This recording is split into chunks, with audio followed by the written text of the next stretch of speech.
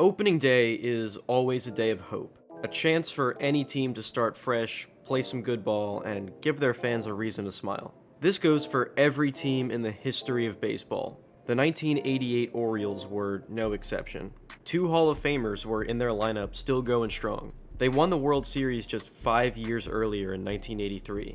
Sure, they knew this year might not go so great, but there wasn't reason to be afraid or suspicious of anything. The Ripken family dominated the team.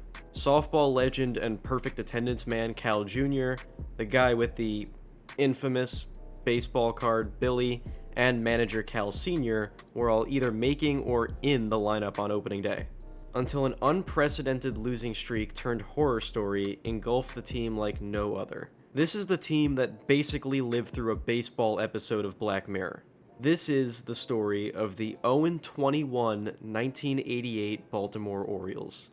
To start this story, here's a lesson from our friend Sadman that the sooner people around baseball accept, the better. The irony is that in order to succeed, a player must accept and adjust to his failures. There is no escaping it in this sport. You will fail. Baseball is a hard game. I peaked when I was 11 years old at it, so yeah. You're considered an absolute legend at it if you get a hit 4 out of every 10 times, still failing 60% of the time. Bad times will strike every player on every team from when this game was invented more than 150 years ago. But for these Orioles, it just seemed like they were trapped with their own demons for a record-setting amount of time, which they basically were. In order to go through this story, we'll go game by game to explore the Orioles' descent into madness. Opening day, the Orioles are playing a home game against the Milwaukee Brewers. They lose 12-0. Baseball! They manage 5 hits, only 1 for extra bases, and make 2 errors. 0-1. Not a very good start, but tomorrow brings another day. Game 2.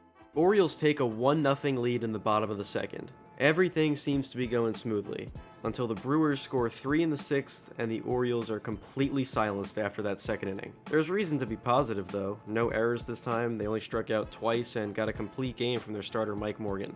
Still 0-2 either way. Game 3. The Orioles travel to Cleveland. They lose 3-0 and only manage to get 3 hits, all of them singles. Through 3 games, the Orioles' team batting average is 143. They have just 1 run scored and have left 13 runners on base. To translate for someone who's never watched baseball before, they couldn't hit water if they fell out of a boat. Game 4. You'd like to assume the Orioles came to the ballpark before their 4th game still optimistic, ready to put a 3-game skid behind them, because most teams will lose 3 games in a row over the course of a season. That's not what happened. The Orioles played terribly.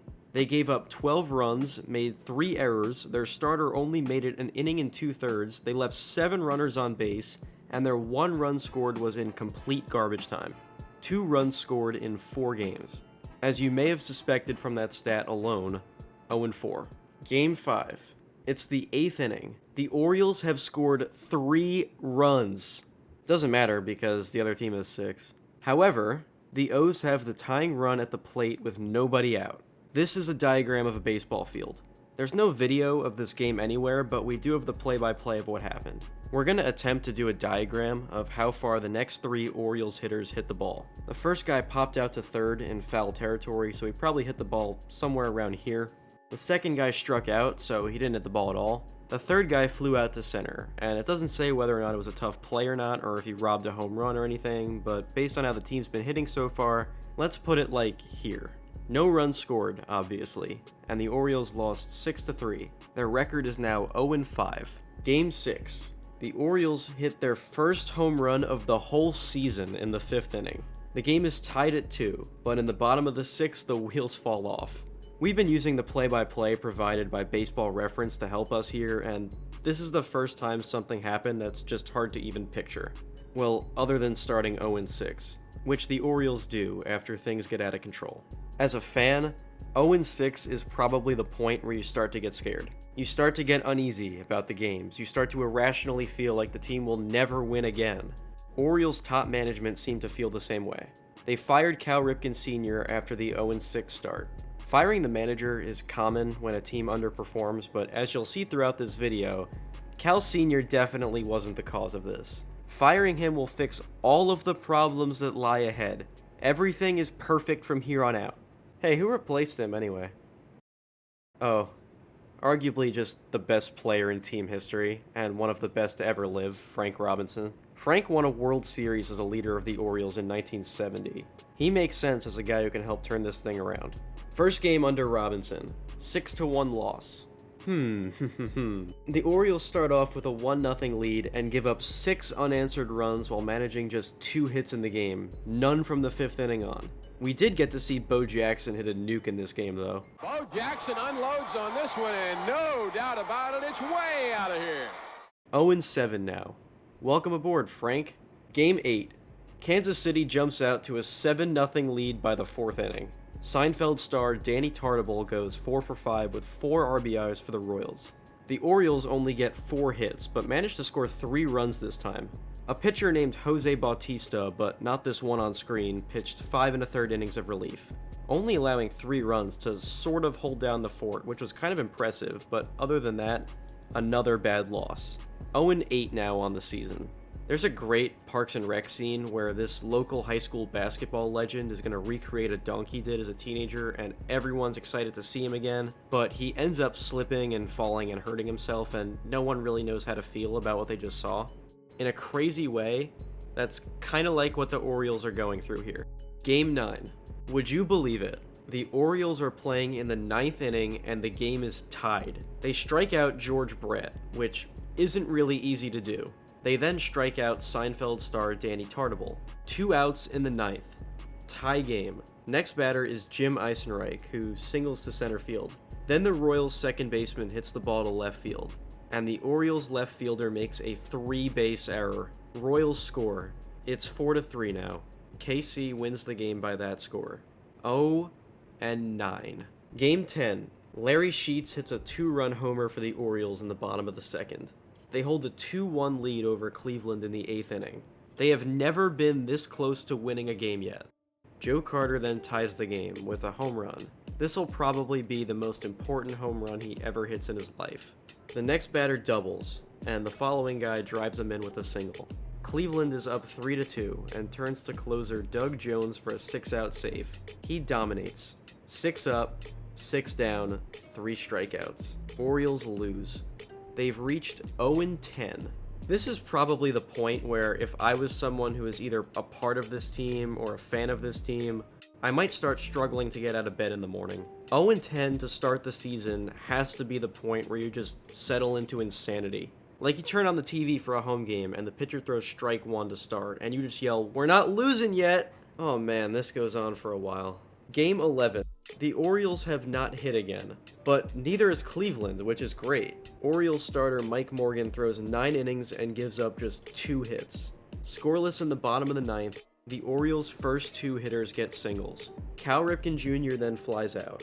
Runners stay. Sure, he would have loved to be the hero here. The next batter grounds out to second base, but both runners advance. The winning run is on third base. They have never been this close to a win. Come on! No! Cleveland scores in the 11th. The Orioles get runners on second and third with 1 out after an Eddie Murray double in the bottom half. Cal Ripken Jr. is up again. A single wins this game. He can redeem himself with just a hit right up the middle. Let's do the diagram that shows where he hit the ball. Look at that. Right up the middle. Oh, forgot to mention, right into the pitcher's glove. The next batter is intentionally walked, and the guy after him strikes out to end the game. 0-11. Game 12. Future Red Sox and Blue Jays manager John Farrell goes 8 1/3 innings and gives up only 1 run. For Cleveland. Orioles lose 4-1. The tying run did get to the plate twice, though, in the 9th inning. No one cares, though. 0-12. Game 13. The Orioles score 3 runs in the top of the 1st. Oh no. Now at this point, this is where everyone in the world has started to take notice of what's going on with the Orioles. Manager Frank Robinson did an interview about the streak and had this to say. Fans are really rooting for us. They're behind us. They're trying to get us out of this thing. They're doing everything that they can do. I just wish they could hit, pitch, and field, and maybe we could help. Part of why this is now getting the attention it is that one more loss sets the record for most in a row to start the season. The other record holders right now are the 1920 Tigers and 1904 Senators. No one has been this bad to open a season since before Band-Aids existed and Arizona had only been a state for 8 years. Game 14. They actually start hitting this time. Too bad, their pitching gets shelled and they set the record. 0-14. What's wrong with the Orioles? Let's look at some stats coming into Game 15 and tell us in the comments if you see a problem. Cal Ripken Jr., the best player on the team. He's batting 102. His OPS just barely cracks 400. Eddie Murray, another Hall of Famer. He's been awful too. Maybe all they need is a good table setter in the lineup to make it easier for those guys. Their leadoff hitter went 3 for 5 in Game 14 to raise his average to 128. They have 2 hitters, just 2, who are off to a good start. Larry Sheets and Joe Orsulak. Guess where they've been in the lineup? In Game 14, 6th and 9th. Explain that one. Game 15. Through 2 innings, everything seemed fine. In the third, everything was not fine. That one inning turned out to be the difference. The Orioles lose again. 0-15. Game 16. Joe Orsulak is moved up to 7th and drives in a run. Great managing there. Kansas City scored 9 in the first though, so it doesn't matter. Bo Jackson went 4 for 5 with 3 RBIs and a homer because there's nothing in the world he isn't good at, except maybe hockey. No.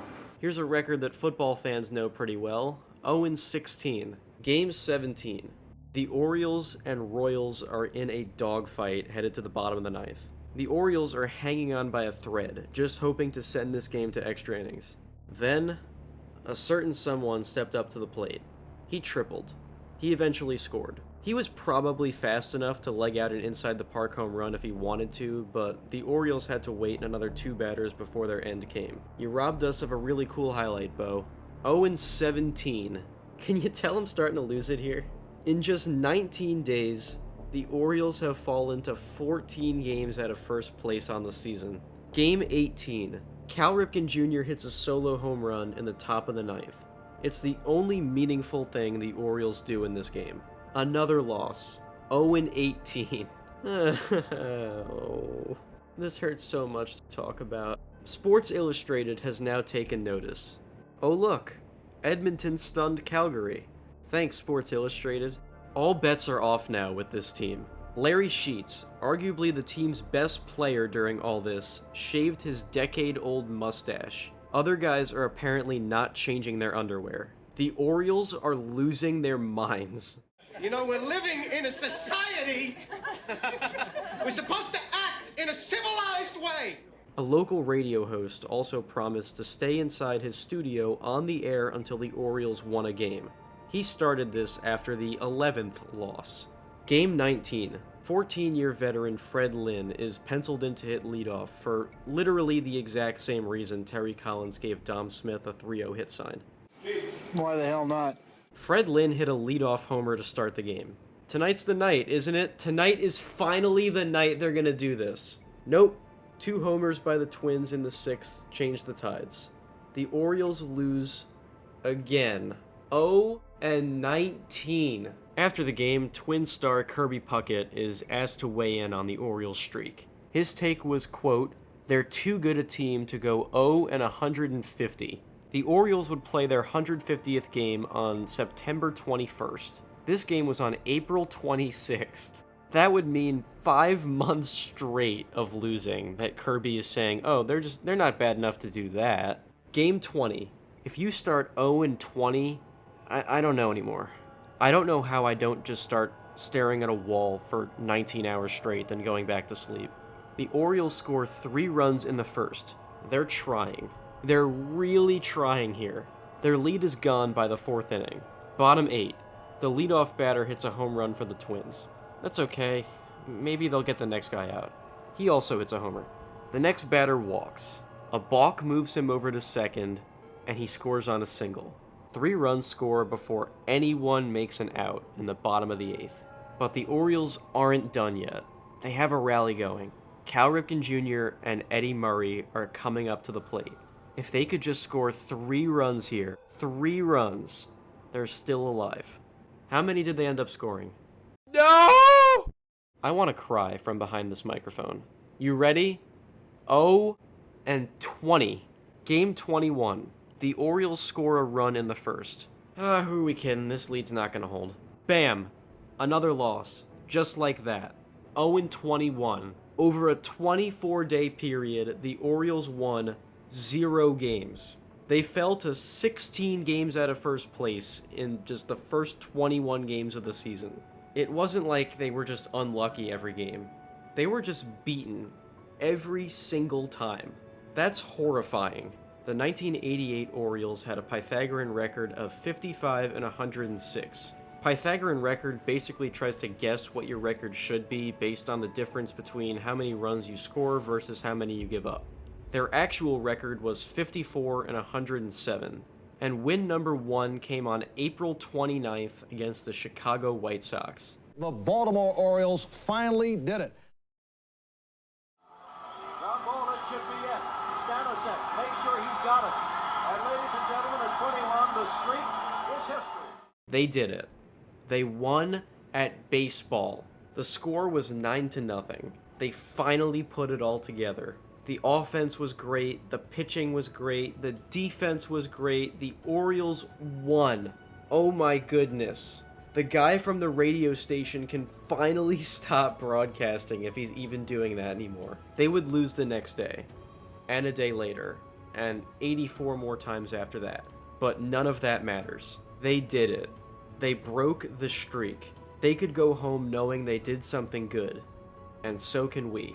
We told you the story of the worst losing streak to start a season and what went down as the longest losing streak in American League history. If you're wondering, the longest losing streak in National League history was 23 by the 1961 Phillies, but that didn't start a season. The Orioles got out of bed on opening day, went to the ballpark, and began a streak of losing 21 games in a row. You start to wonder if you could do anything right at all over a stretch of unbelievable losing. But we'll close this video with 2 words that sum up everything here in the best and the worst way possible.